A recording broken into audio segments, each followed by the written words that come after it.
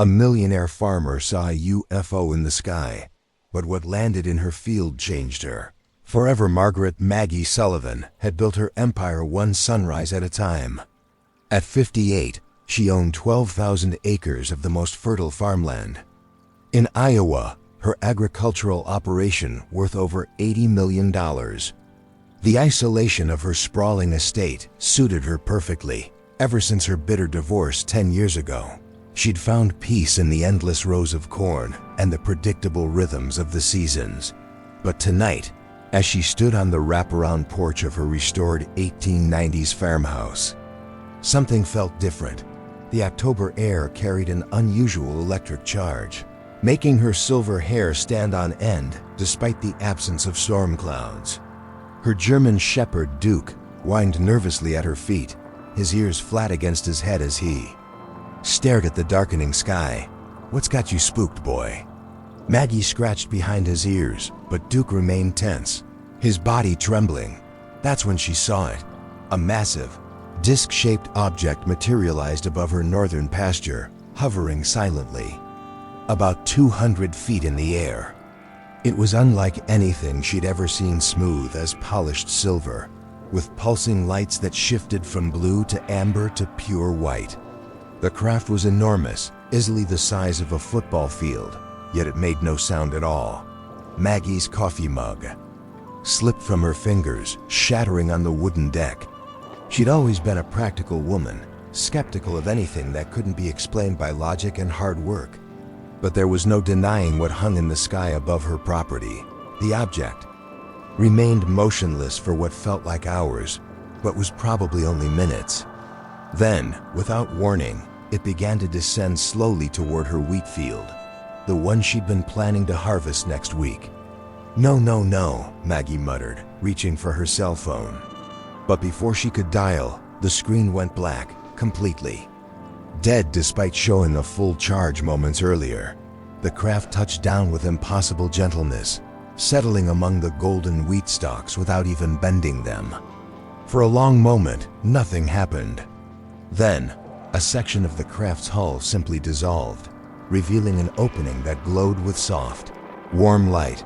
Duke bolted for the house, but Maggie found herself unable to move, transfixed by what she was witnessing. 3 figures emerged from the opening, tall, graceful beings that appeared almost human, but moved with an otherworldly fluidity. They wore form-fitting suits that seemed to shimmer like liquid mercury, and their faces, while humanoid, possessed an ethereal quality that made them impossible to look at directly. The beings moved across her field with purpose, carrying devices that looked like crystalline rods. They appeared to be taking samples of soil, plants, even the air itself.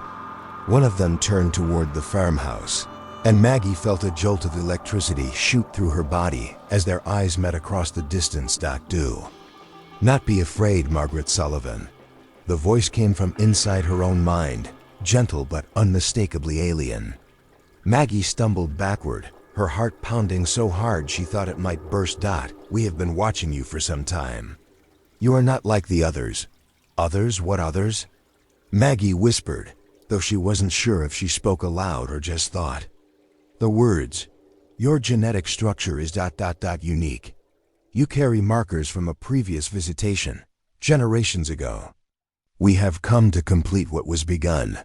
Images flooded Maggie's mind. Her great-grandmother, standing in this same field over a century ago, holding a strange glowing object. Her grandmother's stories about sky people that everyone had dismissed as folklore. Her own inexplicable ability to predict weather patterns and crop yields with uncanny accuracy. Your bloodline was chosen to be guardians, keepers of knowledge that your species will need in the coming years. "I don't understand," Maggie said, sinking onto the porch steps as the weight of the revelation hit her. "You will. But first, you must choose accept your heritage and the responsibility that comes with it, or remain in ignorance and allow your world to face its challenges alone." The being closest to the house raised one of the crystalline devices, pointing it toward her.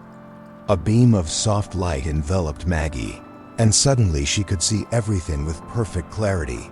the intricate patterns of energy flowing through the earth, the delicate balance of the ecosystem, and most shocking of all, the changes coming. To the planet that would test humanity's survival. Climate change, resource depletion, societal collapse. Your species stands at a crossroads. The knowledge we offer could help you navigate what lies ahead, but only if there are those willing to preserve and protect it. Why me? Maggie asked, though part of her already knew the answer. Because you understand the land. You know how to nurture life from seeming emptiness. And because your isolation has kept you pure from the corruption that plagues your civilization. The other beings had finished their work and were returning to the craft. The one communicating with Maggie began to follow them, then pause. We will return in 3 days. If you accept our offer, we will begin your transformation. If not, you will remember this night only as a strange dream, and we will find another. Wait, Maggie called out, but it was too late. The beings disappeared into their craft. The opening sealed seamlessly, and the massive object rose silently into the night sky. Within moments, it had vanished completely, leaving only the faint scent of ozone and the memory of an encounter that defied everything she thought she knew about reality. Maggie sat on her porch until dawn, Duke eventually returning to curl up beside her. As the first light of morning painted the sky pink and gold, she stared at her wheat field, searching for any sign of what had happened. But the grain stood undisturbed, swaying gently in the morning breeze as if nothing extraordinary had occurred. Phone buzzed to life, showing 17 missed calls from her farm manager, Carl Thompson. She'd hired Carl 5 years ago when her operation had grown too large to manage alone, and he'd proven invaluable with his background in agricultural science and his no-nonsense approach to problem-solving. Maggie, where the hell have you been? Carl's voice was tight with worry when she called him back. I've been trying to reach you all night. We've got a situation. What kind of situation? Get down to the north field. The wheat field. You need to see this. 20 minutes later, Maggie stood beside Carl at the edge of her wheat field, staring at something that made her blood run cold. In the exact spot where the alien craft had landed, the wheat had grown overnight into a perfect spiral pattern, the stalks reaching heights that should have been impossible. But that wasn't the strangest part. In the center of the spiral sat a smooth, metallic sphere about the size of a basketball, its surface reflecting the morning sun like a mirror. I found it this morning during my rounds, Carl said, pushing his worn baseball cap back on his graying head. I've been farming for 30 years, Maggie, and I've never seen anything like this. The growth pattern is impossible. Wheat doesn't grow in spirals, and it sure as hell doesn't grow 3 feet overnight. Maggie approached the sphere cautiously, remembering the being's words about her genetic markers. As she drew closer, the object began to emit a soft humming sound, almost like a heartbeat. Don't touch it, Carl warned, but Maggie was already reaching out. The moment her fingers made contact with the sphere's surface, knowledge exploded through her mind. She saw the future droughts that would devastate crops, floods that would destroy farmland, and the desperate struggles of a hungry world. But she also saw solutions, new growing techniques, drought-resistant crops, and methods of soil restoration that could heal damaged earth. The sphere dissolved at her touch, its substance flowing into her skin like liquid light. Carl shouted in alarm, but Maggie felt no pain, only a profound sense of completion, as if a missing piece of herself had finally clicked into place. Maggie, what the hell just happened? Carl grabbed her shoulders, his face pale with shock. She looked at him with new eyes, seeing not just her farm manager, but a potential ally in what was to come. Carl, I need you to listen to me very carefully.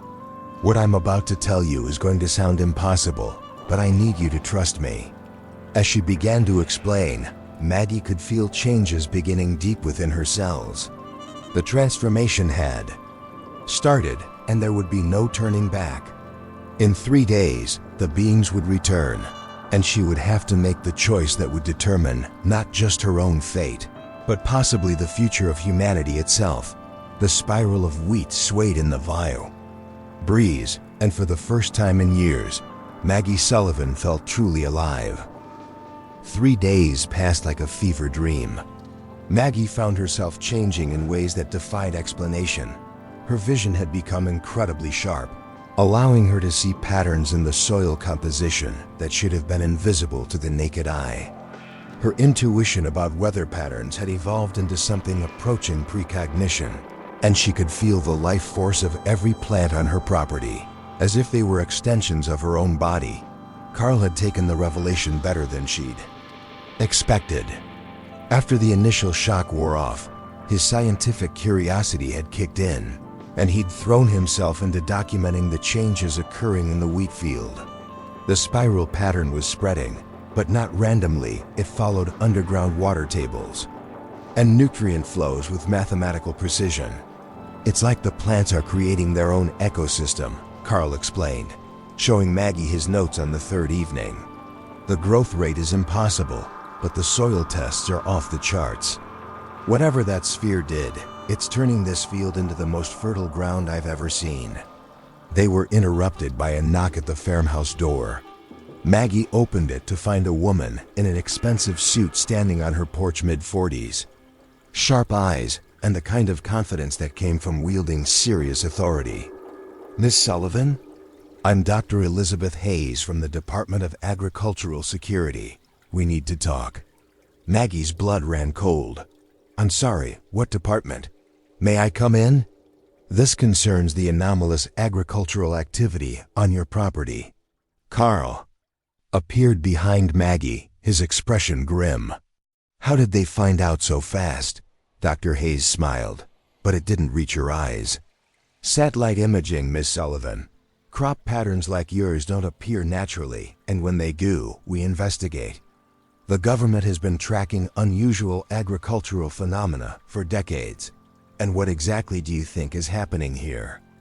Maggie asked, stepping aside to let the woman enter. "I think you know exactly what's happening here," Dr. Hayes replied, settling into Maggie's living room as if she owned the place.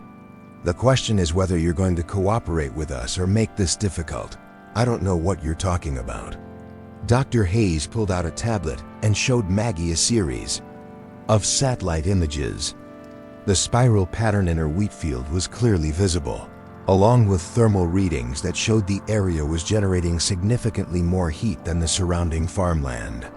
"Miss Sullivan, we know about the lights 3 nights ago.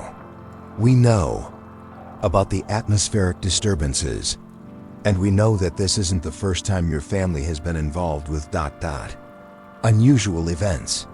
She swiped to another screen showing historical photographs, Maggie's great-grandmother standing in the same field, but the image had been enhanced to show strange lights in the sky behind her.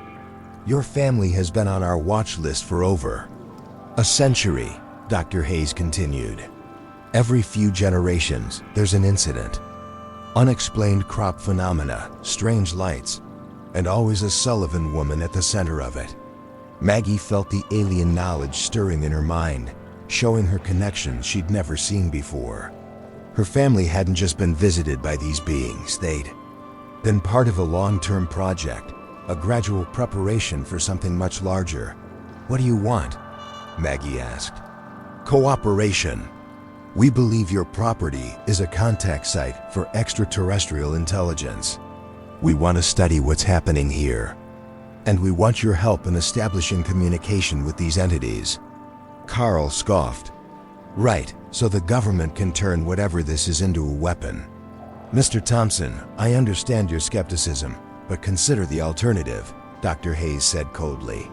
"If we don't control this situation, other governments will. Would you prefer that Russia or China make first contact with an alien species?" Before Maggie could respond, Duke began barking frantically outside.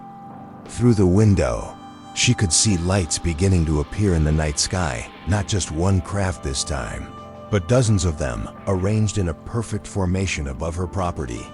"They're early," Maggie whispered. Dr. Hayes was already on her. Radio calling for backup, but Maggie could see it was too late. The lid craft was descending toward the wheat field, and this time it wasn't alone. Margaret Sullivan. The time for choice has come.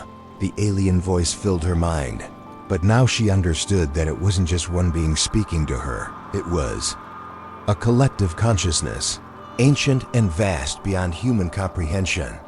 Your government seeks to control what should be freely given. They would turn our gift into chains for your species. What gift? Maggie asked aloud, ignoring Dr. Hayes' urgent questions. The knowledge to heal your world before it dies. Your planet stands on the brink of ecological collapse, but it is not too late. The seeds we have planted in your bloodline can grow into something magnificent, but only if they are protected from those who would corrupt them. Through the window, Maggie could see the beings emerging from their crafts again, but this time, they moved with urgency. Dr. Hayes was shouting into her radio, demanding immediate military support, while Carl stood frozen in amazement at the sight of the alien vessels. You must choose now, Margaret. Accept your transformation fully and become the guardian your world needs, or allow your government to destroy what could save your species. What does full transformation mean? Maggie asked. You will become more than human, but less than us. A bridge between worlds. Your natural lifespan will be extended, your capabilities enhanced, but you will no longer be able to live among your people without fear of discovery. The weight of the choice hit Maggie like a physical blow. Accept, and she would become something her own species might fear and hunt. Refuse, and humanity might lose its only chance at salvation. Maggie, what are you talking to? Carl asked, his voice strained with fear and wonder.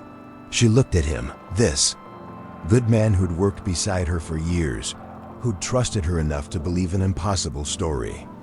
Then she looked at Dr. Hayes, who represented everything that could go wrong if this power fell into the wrong hands. Carl, I need you to make me a promise, Maggie said quietly. Anything. When this is over, you're going to be the only human. Who knows the truth? You'll have to decide what to tell the world, and when. Can you handle that responsibility? Carl nodded grimly. What are you planning to do? Maggie walked to her front door and opened it wide. The alien beings were approaching the house now, their ethereal forms seeming to glide rather than walk. Dr. Hayes drew a weapon, but the gun simply dissolved in her hands, its molecules scattering. Like dust. The choice, Margaret. I accept, Maggie said aloud. The transformation hit her like lightning. Every cell in her body seemed to catch fire, but instead of pain, she felt an incredible expansion of consciousness. She could suddenly perceive the network of life that connected every living thing on Earth, the vast web of energy that flowed through soil and water, plant and animal, creating a single, magnificent organism that was the planet itself. But she could also see the damage, the tears in that web caused by pollution, deforestation, and climate change. The Earth was dying, slowly but inevitably, unless something dramatic changed. Now you see, the alien voice whispered.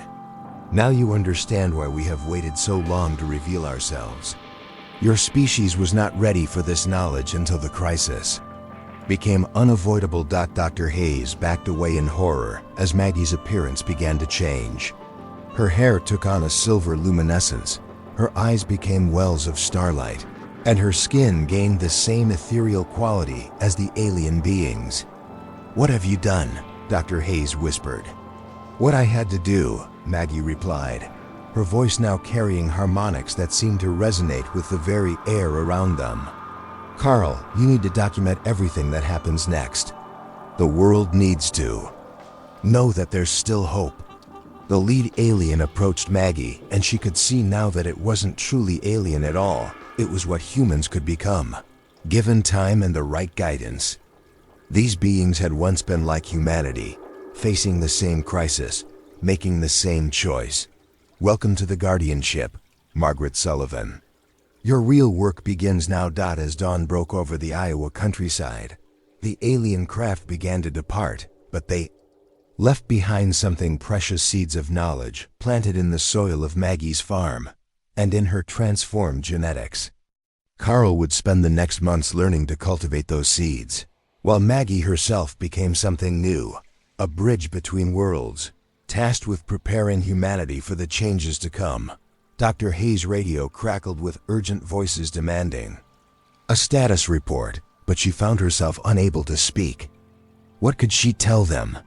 That humanity's first contact with alien intelligence hadn't been an invasion or even a formal diplomatic exchange, but something far more profound: an invitation to evolve. As the last of the craft disappeared into the morning sky, Maggie turned to Carl with a smile that held the wisdom of ages. Ready to change the world? She asked. Carl looked at the transformed woman who had once been his employer, then at the incredible spiral of wheat that continued to spread across the field, carrying with it the promise of a future where humanity might yet learn to be worthy of the gift it had been given. "Let's get to work," he said. The end. Thank you for watching this story unfold with us here on M&A The Story Unfolds. If you enjoyed it, don't forget to subscribe to the channel and turn on the notification bell so you never miss a new tale. We'd love to know where you're watching from. Leave a comment below and tell us what part of the world you're joining us from. Your support means everything. See you in the next story.